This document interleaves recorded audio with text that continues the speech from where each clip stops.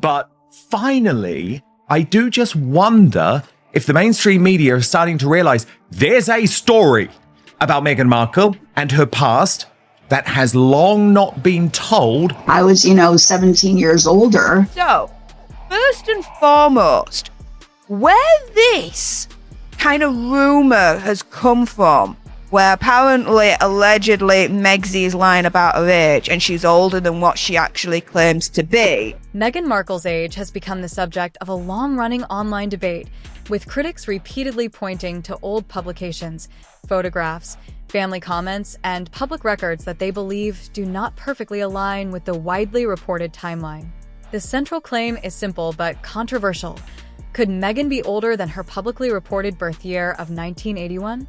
The available claims have been discussed for years, but none of them, on their own, provide conclusive proof.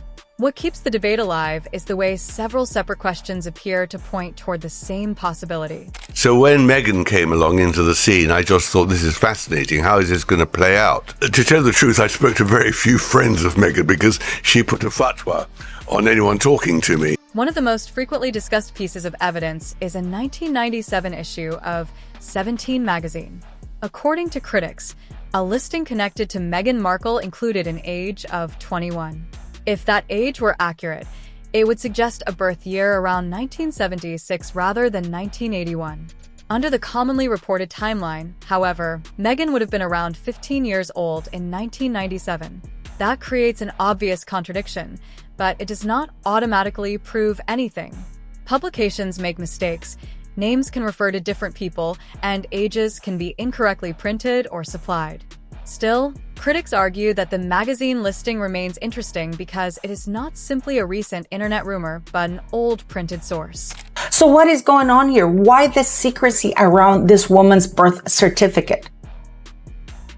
Why the secrecy? Why the mistakes in age that are so blatant for others? Another point often raised involves a graduation photograph that has circulated online for years.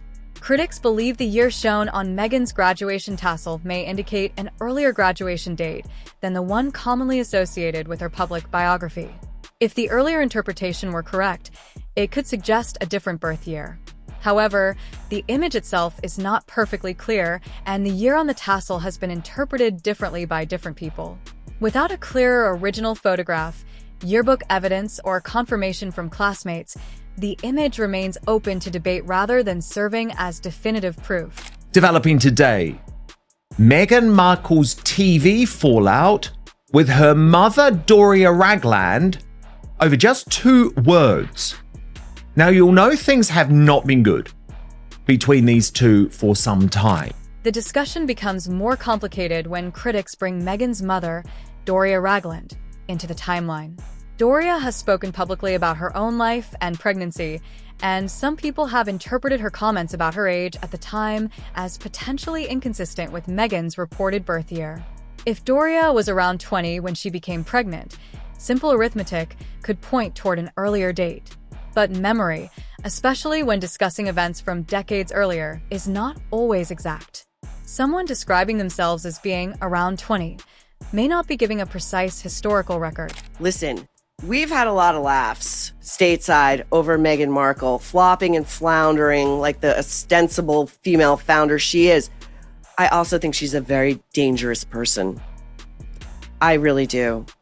And I don't know what King Charles is thinking, unless this is an elaborate, long play to get rid of Meghan, to cut her a check, to give her a reason to go back to the United States. The children are in boarding school. There is no life for her to have in England. She is despised there.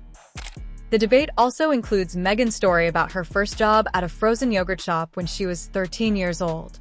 Critics have questioned whether the employment laws and timeline surrounding that story fit perfectly with her reported age.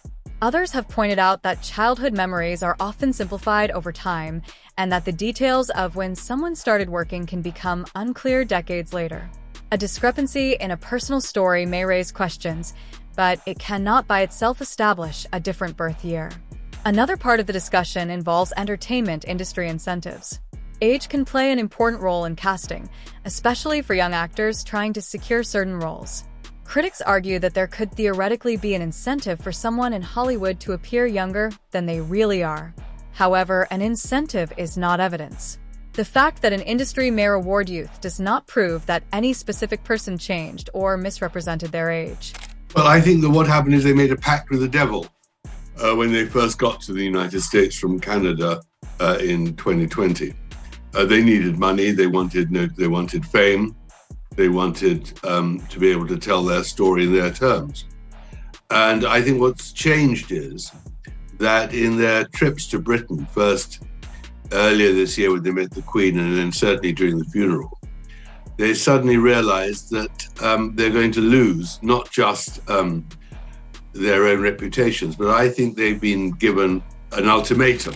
The theory becomes even more complicated when people look at Meghan's former relationships and legal history.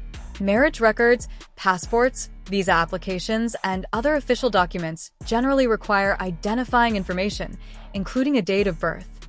If a different birth year existed in official records, it could potentially be compared with the public timeline. However, critics have not produced a verified official document proving that Meghan's birth year is different from the widely reported 1981 date. This is where the difference between suspicion and proof becomes important. A magazine can contain an error. A photograph can be difficult to read. A parent can misremember an age. A childhood story can contain an inaccurate detail. But critics argue that when several questions all appear to move in a similar direction, they deserve further examination. Supporters of the official timeline respond that combining several weak or uncertain claims does not automatically create strong evidence. Meghan's relationship with her family has also added fuel to the speculation. Her father, Thomas Markle, and her half-sister, Samantha Markle, have both been involved in public controversies and discussions about Meghan's life.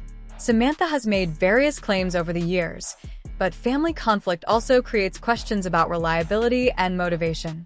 A claim made by a relative during a highly publicized family dispute cannot automatically be treated as an established fact without independent evidence. The larger issue is that much of the online discussion relies on interpretation. People look at an old magazine, a photograph, an interview, or a family comment and attempt to connect them into one larger story. Sometimes those connections may reveal a genuine inconsistency. Other times, unrelated mistakes and unclear memories can be combined into a pattern that appears more meaningful than it actually is. There is also a significant problem with the claim that silence proves wrongdoing. Meghan Markle has not publicly answered every online theory about her personal history, but a lack of response does not automatically confirm the theory being discussed. Public figures are frequently surrounded by rumors, and responding to every allegation can sometimes give more attention to claims that are unsupported. Silence can raise curiosity, but it is not evidence by itself.